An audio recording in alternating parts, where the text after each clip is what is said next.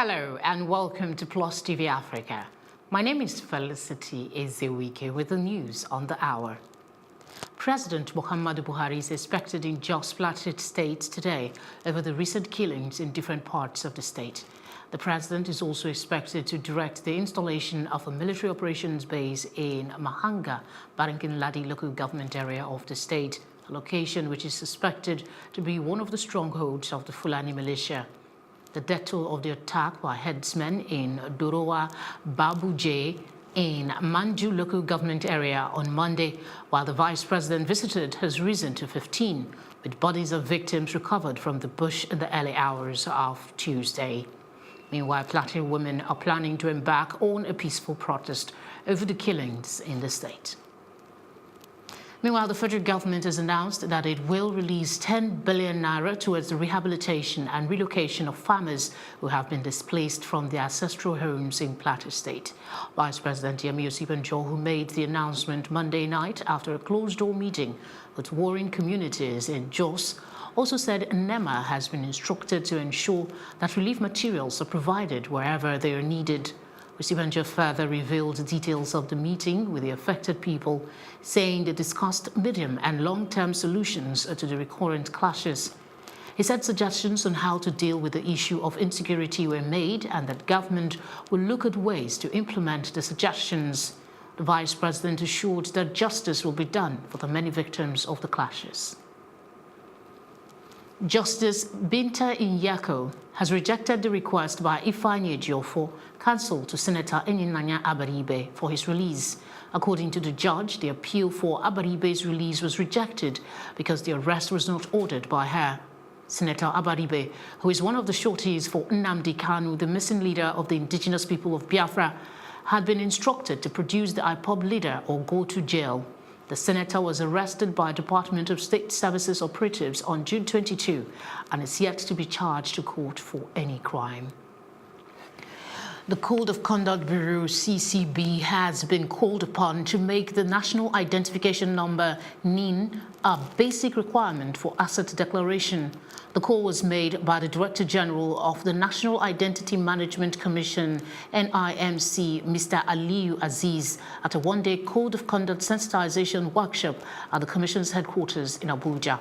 He said it is vital for the two agencies to collaborate, as the NIN will allow the Bureau to put records of public officers together and automate the process so that individuals can be found using their unique NIN. The NIMC boss commended the management of the CCB for the visit and on the efforts to enlighten and sensitize public officers on the codes and ethics expected of them in Nigeria. Nigerians are being assured of credible and acceptable results in the Ekiti and Osun governorship elections, as well as the 2019 general elections. Chairman of the Independent National Electoral Commission, INEC, Mahmood Yakubu, gave the assurance during his opening remarks as a two-week-long retreat for the staff of the Commission in collaboration with the European Centre for Electoral Support in Lagos. According to him, all necessary measures have been put in place to ensure that the 2019 general elections are better than the ones held in 2015. He said the retreat is part of the plan and is focused on the implementation of the Election Monitoring and Support Center, EMSC, which is aimed at ensuring an improvement on previous elections.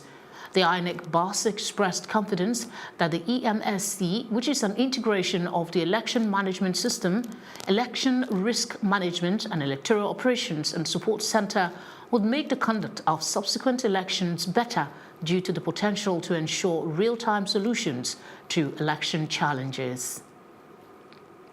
A federal high court in Kano has postponed the 950 million naira fraud case involving Ibrahim Shekarau, the former governor of Kano State, Aminu Wali, a former Minister of Foreign Affairs, and Masoor Ahmed, the former Director General of the Goodluck Jonathan Campaign Organization, till October 18, 2018. All three suspects are accused of money laundering by the Economic and Financial Crimes Commission, EFCC, after allegedly collecting 25 million naira each to facilitate former President Jonathan's 2015 presidential campaign. The EFCC has also requested a transfer of the case out of Kano State owing to security concerns, and Justice Zainab Abubakar has stated that a response will be available at the instance of the Chief Judge. Still in the news, the UNICEF Chief of Bauchi Field Office, Banu Patok, has recommended routine immunization for Bauchi, Adamawa, Taraba, Jigawa, Gombe and Plateau states as part of efforts to eradicate polio. Speaking today at the ongoing media review meeting of the field office, he decried the poor rate of immunization, especially for children in northern Nigeria, describing it as a major challenge. According to Patok, polio can be eradicated in Nigeria, and UNICEF will do its best by contributing to efforts designed to address the challenge. We'll take a break now. We'll bring you foreign news, sports, and entertainment. Do stay with us.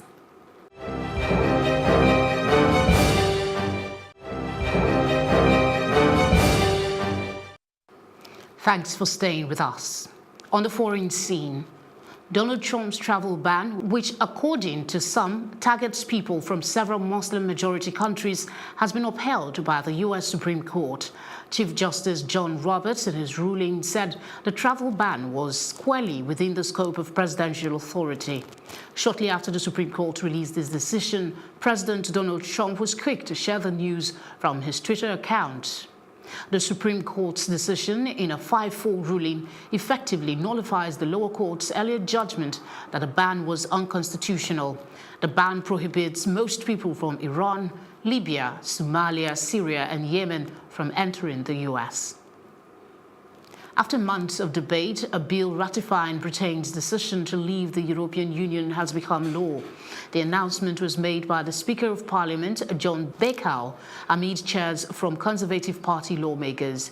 Bercow said the EU withdrawal bill, which repeals the 1972 European Communities Act, through which Britain became a member, had received royal assent from Queen Elizabeth II.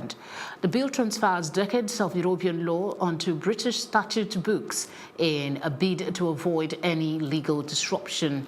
It also enshrines Brexit Day in British law as March 29, 2019. The bill has undergone many hours of harsh debate in the Houses of Parliament since it was introduced in July 2017. Away from that, Italian Prime Minister Giuseppe Conte has said that the charity ship Lifeline, which has been trapped on European waters for 5 days with 230 migrants on board, will now dock in Malta. This comes after several talks with the Maltese government. Conte said in a statement that Italy will play its part and will take in part of the migrants aboard the Lifeline, with the hope that other European countries will do the same, as some of them have already announced. Still on the foreign scene, the Syrian army has seized a chunk of territory from rebels in the southwest. Syrian state media and a war monitor said today. This is the first major government advance in an offensive near the Jordanian border, which has displaced tens of thousands. Meanwhile, 2 Israeli missiles hit near Damascus airport overnight. This is according to state news agency. The United States has repeatedly warned Assad against violating the de-escalation zone, saying it would have serious repercussions and pledging firm and appropriate measures. Abiy Ahmed, the Ethiopian Prime Minister, today received a delegation of Eritrean officials at the Addis Ababa airport to discuss peace overtures.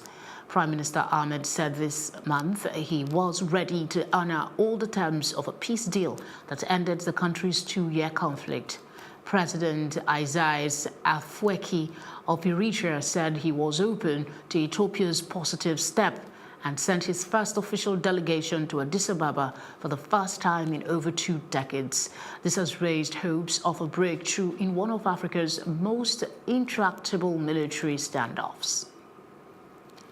Chile has set a new target for December 2018 for the expulsion of 2,000 illegal migrants from its shores.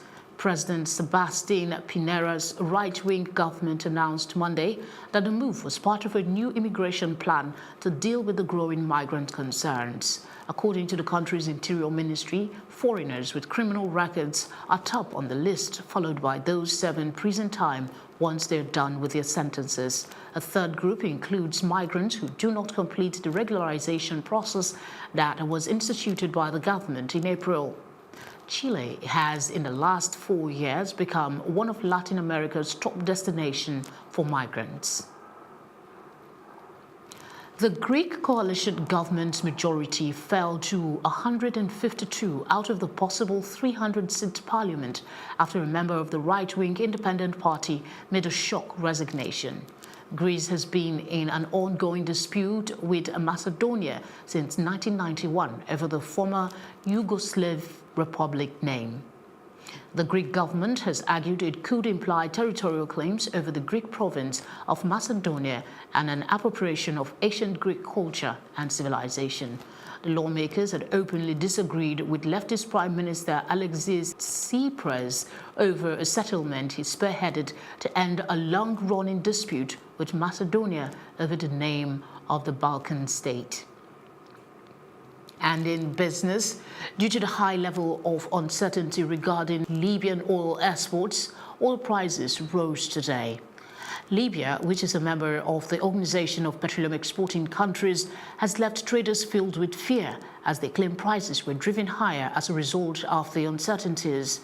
Despite OPEC's pronouncement last week on plans to raise output, Jason Gamel of the U.S. investment bank Jefferies said they believe that tighter supply will lead to higher oil prices in 2018. Also, in a bid to increase the price of crude, OPEC tightened their supply since 2017. 8 people have been arrested for allegedly participating in the cyber theft of a total of $15 million from firms in the United States. The suspects, a Mexican, 2 Americans, a Nigerian and a Ghanaian, have been arrested in the States. The accomplices, 2 Ghanaians and another Nigerian, have also been arrested, though not within the U.S. The arrests have been made as part of the U.S. law enforcement plan to deter online fraud. According to their findings, the accomplices outside the states were involved in a breach of the servers and email systems of a real estate company based in Memphis, U.S. The counts against them include wire fraud, money laundering, identity fraud, and computer fraud, romance scams, and the list goes on. Tokumbo is up next with entertainment news.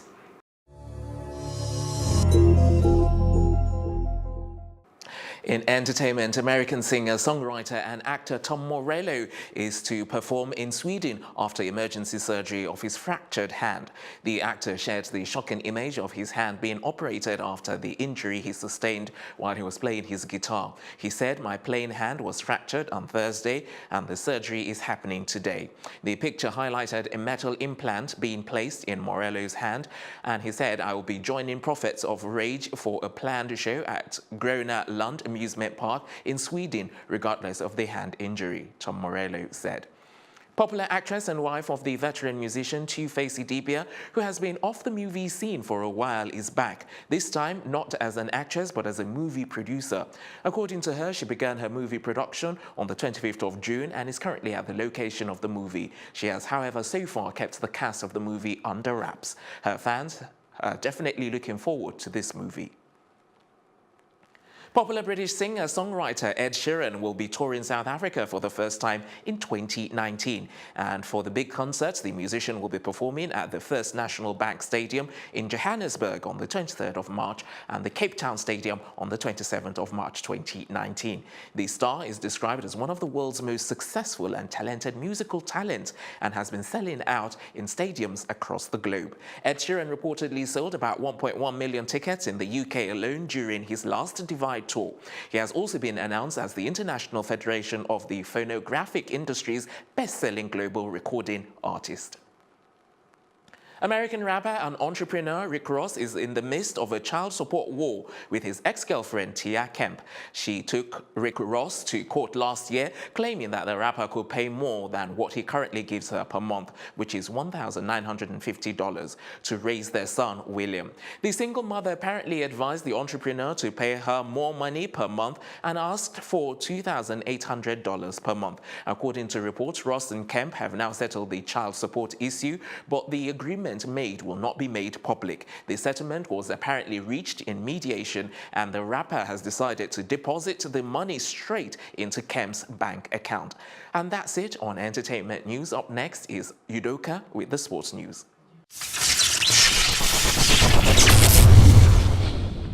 Welcome to Sports Update on Plus TV Africa. I am Udoka Njoko. A game just finished between France and Denmark. That game ended in a goalless draw, and it happens to be the first goalless draw of the Russia 2018 World Cup. But then France and Denmark have moved on, qualifying as France topped the group and Denmark emerging second. If Nigeria gets to defeat Argentina later today, then the next opponent for Nigeria will have to be France. So all the best to the Super Eagles of Nigeria. Going straight to the transfers now, AS Roma have completed the signing of Javier Pastore from Paris Saint-Germain for €24.7 million, approximately £21.8 million on a 5-year deal. And Paris Saint-Germain need to make €60 million from player sales by the end of June to comply with financial fair play rules. And Pastore joined PSG in 2011 for a reported £37 million move and played more than 250 games. And his move to Roma makes him the 8th signing of the summer.